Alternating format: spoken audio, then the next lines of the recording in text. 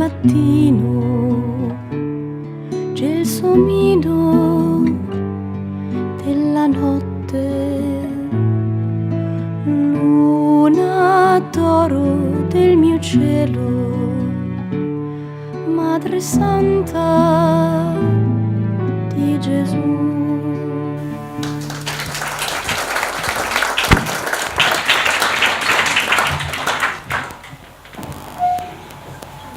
Alors bonjour et merci de m'accueillir dans la ville où furent reçues les sublimes visions. Alors merci à Don Zucchini et à la Fondation pour l'énergie qu'ils mettent à les promouvoir. Et merci à tous ceux qui ont assuré le succès de cette journée, Francesco, Laetitia et Antonella. Alors, en rédigeant la biographie de Maria Valtorta en 2003, Don Massimo Cuofano l'appelait le porte-plume de Dieu. On ne peut pas mieux résumer la vie et l'œuvre de Maria Valtorta. Alors, ces cahiers sont écrits par l'instrument, mais les mots qu'ils contiennent sont inspirés par Dieu. Certes, l'œuvre n'est pas la révélation publique et lui est subordonnée, mais c'est la même source. Car si l'Esprit de Dieu inspire nos prières, comme le dit saint Paul, combien plus inspire-t-il les saints, les mystiques et les docteurs? Hildegarde, docteur de l'Église, Hildegarde von Bingen, à qui son titre de docteur de l'Église par ses visions. Saint Paul annonce pendant plusieurs années un évangile qui ne lui est pas transmis par les hommes, mais par révélation de Dieu. Galates 1, 11, 12. L'Assomption n'est pas dans l'Évangile. L'Immaculée Conception fut pendant longtemps l'objet de polémiques entre partisans et adversaires. Le voile de Véronique, que l'on honore dans le chemin de croix, n'est pas un épisode de l'Évangile. Anne et Joachim, les parents de la Vierge Marie, ne sont connus que par des écrits apocryphes, etc. Si la révélation publique est close après la mort du dernier témoin direct, Dieu n'est pas devenu muet. Sainte Bernadette a vu la Vierge Marie à Lourdes, mais personne d'autre. On la croit pourtant de foi humaine, comme le dit l'Église, mais non pas de certitude divine, comme la révélation publique. Sainte Marguerite Marie Alacoque a reçu la vision du Sacré-Cœur de Jésus. Elle était la seule à le voir, mais le ciel s'est servi d'elle pour ouvrir un fleuve de grâce qui s'est amplifié.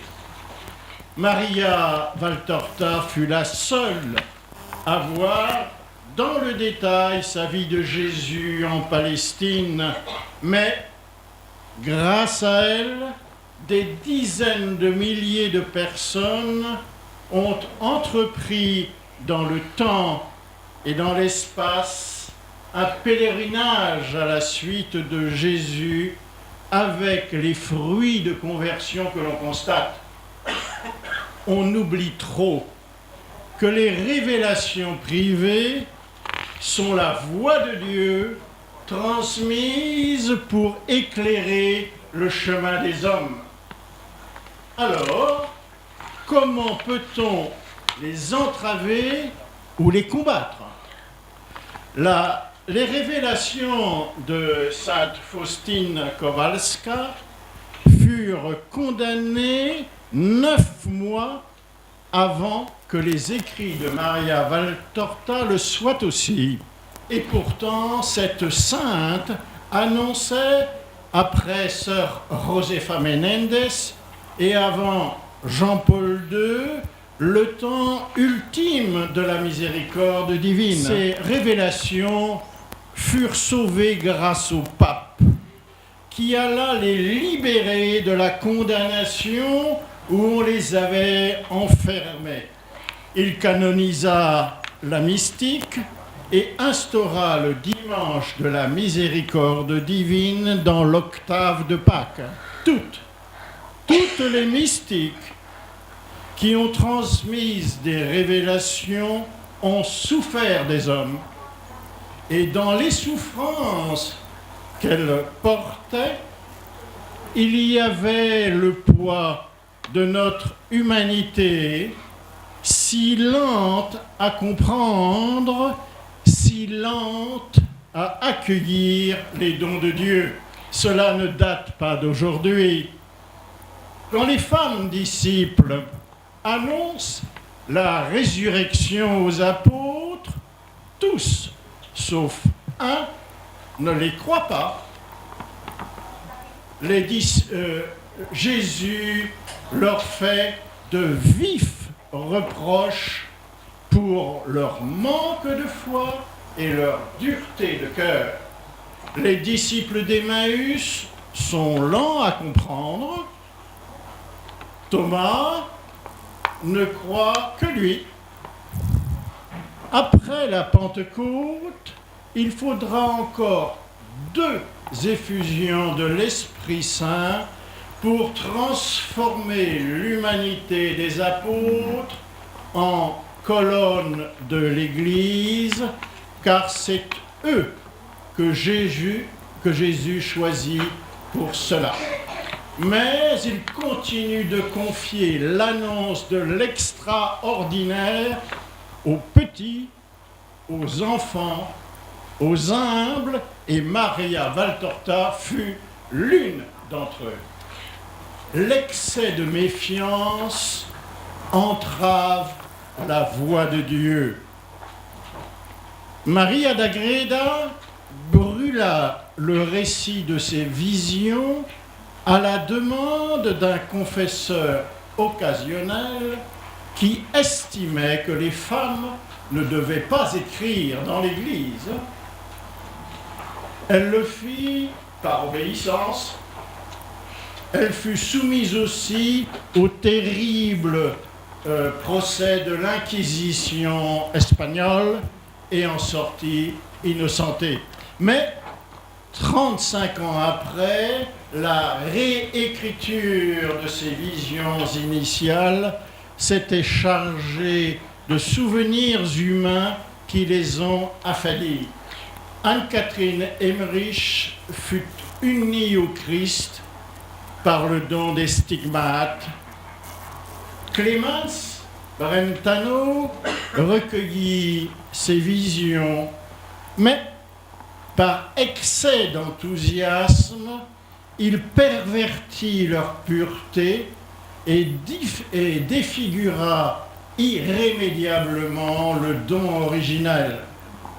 On peut donc entraver la voix de Dieu en voulant juger à la place de Dieu ou en voulant perfectionner la perfection de ses dons selon le mot de Jésus à Maria Valtorta. Mais la révélation publique suffit, dit-on, il n'est pas besoin de révélation privée. On vient de le voir, Dieu n'entend pas rester muet depuis 2000 ans. Il entend être avec nous tous les jours jusqu'à la fin des temps. Matthieu 28. Cela est même nécessaire, comme le dit Jésus à Maria Valtorta dans l'adieu à l'œuvre. Prenons 4 exemples parmi les dizaines que l'on pourrait choisir pour mieux comprendre ce que veut dire la restauration de la pureté originelle de sa vie et de son enseignement que Jésus attache à l'œuvre de Maria Valtorta. 1. Influencé par la liturgie, la croyance populaire situe l'adoration des mages entre l'adoration des bergers et la présentation au temple. Mais c'est impossible, car la visite des mages entraîne la fuite en Égypte et le massacre des innocents. Maria Valtorta est une des rares voyantes à restituer la vraie chronologie conforme aux évangiles. De même, elle est la seule de toutes les grandes mystiques à reconstituer le dialogue entre Jésus et les docteurs du temple. C'est la connaissance des Écritures du jeune garçon comme la pertinence de ces citations qui sont en effet propres à stupéfier les savants de l'époque. Qui aurait pu inventer les détails de cet épisode si démonstratif en ayant reçu la Bible pour la première fois quelques mois auparavant? Personne. 3. Pour certains exégètes, il n'y a qu'un seul épisode où Jésus chasse les marchands du temple, celui rapporté par Jean au tout début de la vie publique. Pour eux, celui que rapportent les 3 synoptiques au dimanche des Rameaux a été déplacé malencontreusement, mais à bien regarder les Écritures et Maria Valtorta, il s'agit bien de 2 temps distincts. Dans Jean, Jésus fait une demande impérative pour le futur. Ne faites pas de la maison de mon Père. Mais et dans les synoptiques, il s'agit d'un constat du passé. Vous avez fait. Dans Maria Valtorta, l'évangile ne se modifie ni ne s'altère. Il est immuable et expliqué de façon naturelle. 4. Dans la Vulgate de Saint Jérôme, source de nos Bibles, on note cette énigmatique affirmation lorsque les apôtres cueillent des épis le jour du sabbat. Cela se passe, dit Luc 6, 1, le sabbat second premier, formule si obscure que les Bibles catholiques ont supprimé cette mention incompréhensible pour la remplacer par une formule plus vague. Mais dans Maria Valtorta, la mention de Luc, c'est clair. Il s'agit du premier sabbat après la seconde Pâque, Pesach Sheni, une fête liturgique qui tomba en désuétude après la destruction du temple en 70. Ce qui explique que 3 siècles plus tard, quand Jérôme de Stridon demande au grand Grégoire de Nazianze ce que cela voulait dire, il ne put répondre tant tout cela avait été oublié. Mais ce n'est pas Maria Valtorta qui le dit, car elle n'avait pas cette science.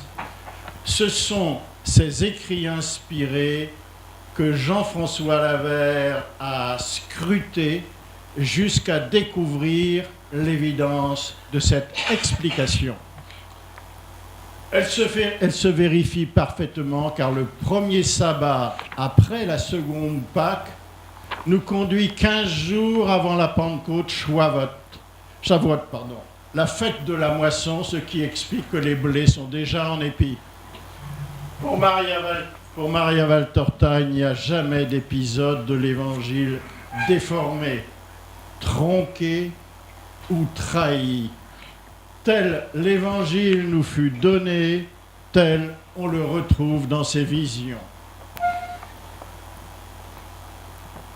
Si les visions de Maria Valtorta sont si précises et si détaillées, c'est pour consolider l'Évangile éternel, car on peut ainsi vérifier la valeur théologique, dogmatique, exégétique, scientifique des éléments qu'elles contiennent.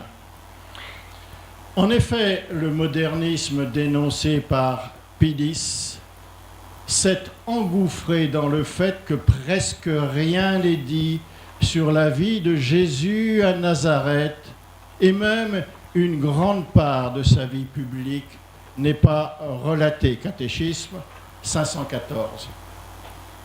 Il en a profité, le modernisme en a profité pour combler ces vides par l'imagination, la supputation, la désinformation cachée dans un emballage rationnel et scientiste. Dans beaucoup d'écrits, Jésus n'est plus que le héros d'un Da Vinci Code irréel. De grands intellectuels comme le père Roschini ou Monseigneur Laurentin ont commencé par regarder l'œuvre de Maria Valtorta comme une pieuse méditation et l'ont écrit. Mais leur honnêteté les a poussés à examiner plus avant avec les changements d'attitude que l'on connaît. Monseigneur Laurentin, au terme de l'étude comparative qui est sortie en italien sous le titre Indagine su Maria, a voulu évaluer le charisme historique de Maria Valtorta.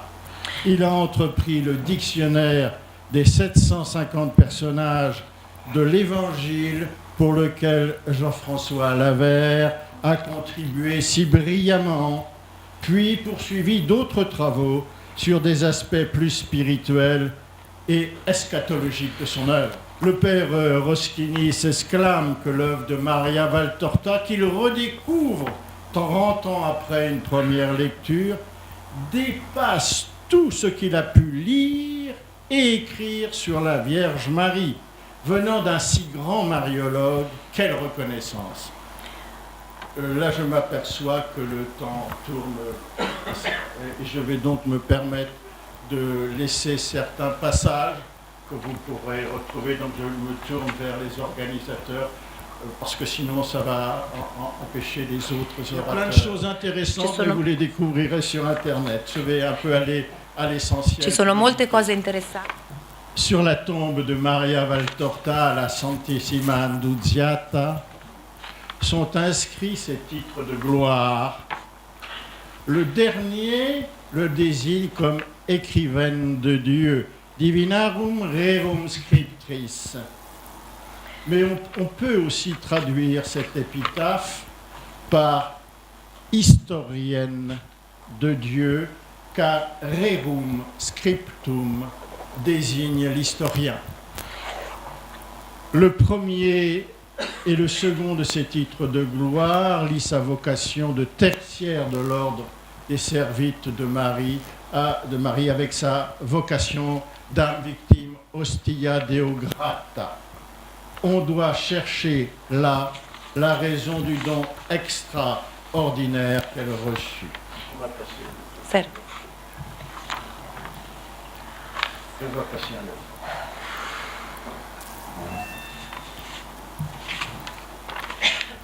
Si Maria Valtorta a réussi au terme de ses souffrances et au prix de ses grandes douleurs à nous léguer son si précieux héritage, c'est qu'elle eut en plénitude deux grandes qualités, l'humilité et la foi, ce que l'on va voir dans 4 exemples. Le premier est connu du professeur La Greca, c'est Galien, Galeno. Jésus cite Galien un auteur qui a vécu longtemps après Jésus. Il s'agit donc d'un anachronisme évident. Mais en regardant bien, il s'agit aussi probablement d'un homonyme, Gallus, qui a écrit cette œuvre-là. Et donc, c'est une découverte importante. Une autre critique concerne la parabole connue du bon grain et de l'ivraie. Maria Valtorta n'aurait pas écrit la bonne plante de l'évangile. Mais dans la Vulgate de Saint Jérôme, c'est le terme zizania qui est employé et non le terme lolium qui est le nom latin de l'ivraie que reprend la botanique. En latin, zizania a un sens plus générique de mauvaise herbe. C'est ce sens général que développe Jésus dans Maria Valtorta et dans la parabole, il dit en effet qu'au final, le Fils de l'homme enverra ses anges enlever de son royaume toutes les causes de chute de ceux qui font le mal. Matthieu 13, 41. Est-ce que vous pouvez répéter? Pardon. Je m'excuse, Laetitia. Grazie. Oui. Je répète en m'excusant auprès de Laetitia. Non, c'est moi qui s'excuse. Hein. J'ai perdu le fil. Non, mais c'est ce sens général que Jésus développe dans Maria Valtorta et dans l'Écriture. Dans la parabole, il dit en effet qu'au final, le Fils de l'homme enverra ses anges enlever de son royaume toutes les causes de chute et ceux qui font le mal. Matthieu 13, 41. 3. Par cette fois, Maria Valtorta évoque le figuier d'Inde, Fichi d'India. Ce serait encore un anachronisme car les cactus sont rapportés du Mexique par Christophe Colomb. Mais Christophe Colomb n'a jamais été au Mexique. Et surtout, comme le démontre Jean-François Lavert, les botanistes, et notamment Pier-Andrea Mattioli, un botaniste italien contemporain des conquistadores, confirme que le figuier d'Inde existait dans l'Antiquité. D'ailleurs, Opuntia, le nom botanique du figuier d'Inde, est inspiré d'une ville grecque dans une région aride au bord de la Méditerranée. 4. Éphèse. La maison de Marie à Éphèse est une croyance populaire largement répandue et ancienne. Elle prit une ampleur avec les visions d'Anne-Catherine Emmerich, qui décrivit l'endroit où on la retrouva, ses vestiges le 19e siècle. Maria Valtorta n'en parle pas. Elle dit tout au contraire que la Vierge Marie vécut avec Jean au Gethsémani. C'est là qu'a eu lieu son Assomption. Elle prend donc parti contre une croyance populaire. J'ai longtemps hésité sur ce point, mais j'en suis désormais convaincu. La Vierge Marie n'a pas pu aller à Éphèse, car l'Écriture prouve le contraire. Marie et Jean, au pied de la croix, ont prouvé que la fidélité au Christ était au-dessus de la crainte. Marie n'a pas fui. Appliquée au Christ par Pierre, cette pensée lui valut son Vaderetro Satanas. Jacques de Zébédée meurt martyr à Jérusalem. Jacques d'Alphée aussi. C'est dans cette ville que Paul rencontre Jean, tardivement, Galates 2. Si les autres apôtres se dispersent, c'est afin de propager l'Évangile, non par crainte. Alors que Marie et Jean auraient résidé pendant plusieurs années à Éphèse, cette ville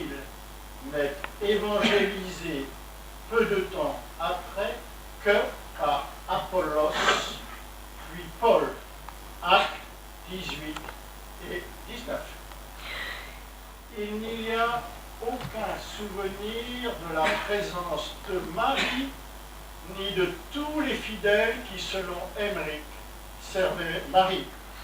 Paul ne trouve qu'une poignée de croyants qui ne connaissent pas l'Esprit Saint et ne sont pas baptisés en son nom. Autant d'éléments incohérents et incompatibles avec la présence de Marie et de Jean. Qu'en est-il vraiment? Emmerich a probablement vu la maison de Marie, mais c'est le lieu où Marie fut proclamée par le concile d'Éphèse, Théotokos, Mère de Dieu, un de ses plus grands titres de gloire, sinon le premier. La dévotion mariale dont les Éphésiens font preuve dès l'origine n'est sans doute pas étrangère à la présence de Jean qui séjourna effectivement sur la fin de sa vie. D'ailleurs, les trois papes, Paul VI, Jean-Paul II et Benoît XVI, qui se rendirent à la maison de Marie à Panagiacoupoli, ont honoré la Théotokos et le concile, et non pas la maison où vécut Marie.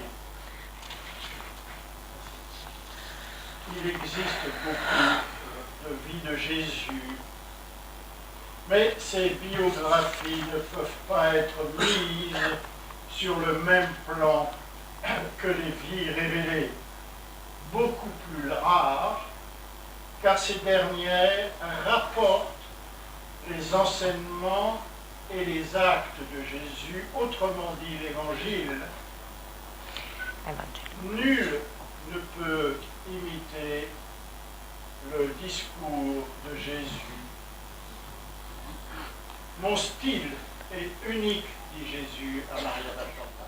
Celui qui se risquerait à inventer la pensée de Jésus résumée dans les béatitudes ferait soit un long exposé théologique, soit une invective virulente envers tous les incroyants, soit un discours un peu mièvre plein de bons sentiments. Rien qui ne ressemble aux enseignements développés dans Maria Valtorta. Le cortège des évêques et des saints ne s'y sont pas trompés. Les églises évangélisatrices comme celle de l'Inde ou de la Chine ont vanté la puissance de l'œuvre de Maria Valtorta dans leur apostolat. Après Pie XII, c'est Saint Jean-Paul II qui lit Maria Valtorta. Sainte Mère Teresa l'emmenait dans ses déplacements et la recommandait. La bienheureuse Mère Agnès du Très Saint Sacrement la faisait distribuer dans chaque maison religieuse qu'elle fondait. Monseigneur Roman Danilac au Canada, Monseigneur Pierce au Fidji, la recommande et la distribue. Certes, la reconnaissance des mérites de Maria Valtorta a été ajournée par les évêques de Toscane. Nous prions pour cette reconnaissance qui semble tarder. Mais Saint Padre Pio a prédit que quelqu'un viendra qui fera tout pour la reconnaissance de l'œuvre de Maria Valtorta. Cet homme ou cette femme existe donc, et cela se fera sans que l'on sache ni qui, ni où, ni quand, ni comment. Jésus a confié à Don Ottavio Michelini cette prédiction. J'ai dicté à Maria Valtorta, âme victime, une œuvre merveilleuse. De cette œuvre, je suis l'auteur. Tu t'es rendu compte toi-même des réactions rageuses de Satan. Cette œuvre est source de sérieuse et solide culture. Un grand succès est réservé à cette œuvre dans l'Église régénérée. Mais tout cela semble tarder. Le ciel a-t-il donc oublié ses propres prophéties? À cela, Dieu nous répond par la parole donnée à Habakkuk. Cette vision se réalisera, mais seulement au temps fixé. Elle tend vers son accomplissement. Elle ne décevra pas. Si elle paraît tarder, attends-la.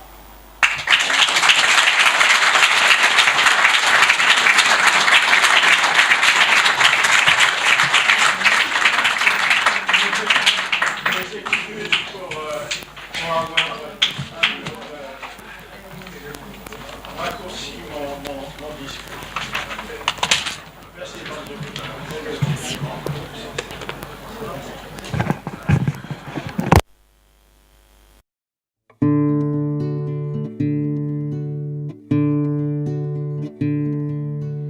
Ave stella del mattino,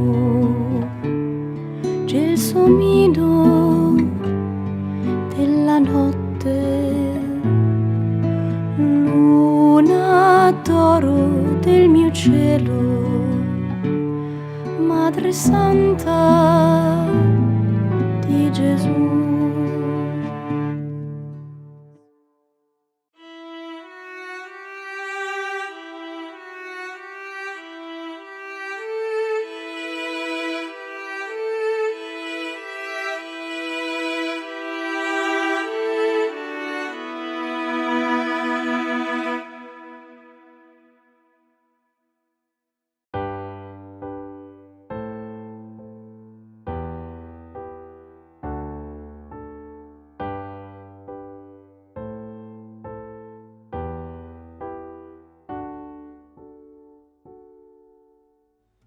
Sono passati 3 giorni di pianto e preghiera, 3 giorni di attesa senza dormire.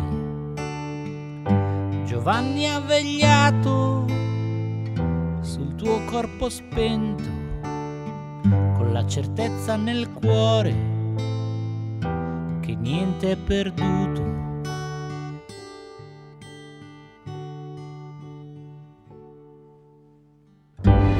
Nulla può il tempo, nulla può il mondo contro la tua purezza. Nulla può il tempo, nulla può il mondo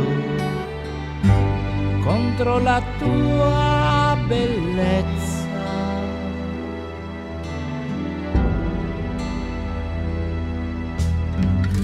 Giovanni ti guarda e poi chiude gli occhi, il sonno lo prende appoggiato al muro e resta così vicino a te, e un profumo di rose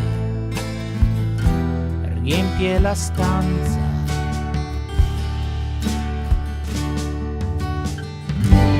Nulla può il tempo, nulla può il mondo contro la tua purezza. Nulla può il tempo, nulla può il mondo contro la tua bellezza.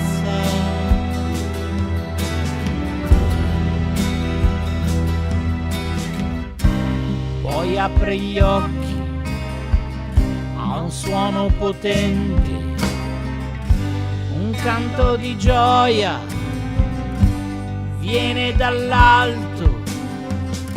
Lui alza lo sguardo e vede il tuo corpo portato dagli angeli nel regno dei cieli. Nulla può il tempo, nulla può il mondo contro la tua purezza. Nulla può il tempo, nulla può il mondo contro la la tua bellezza